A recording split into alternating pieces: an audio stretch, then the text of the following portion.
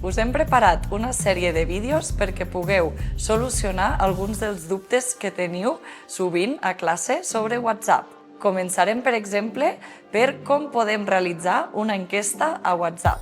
Entrarem a WhatsApp, obrirem el grup al qual vulguem enviar la nostra enquesta i apretarem aquí el més que tenim a baix. En el cas dels Androids, recordeu-vos que és un clip.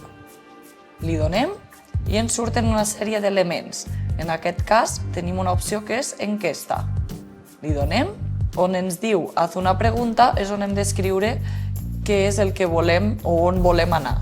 En aquest cas preguntaríem qui vol venir al Coll de la Botella, ja que fem una excursió al Coll de la Botella. Quin dia els hi aniria millor anar al Coll de la Botella? Podríem posar el 14 de juliol o el 16 de juliol.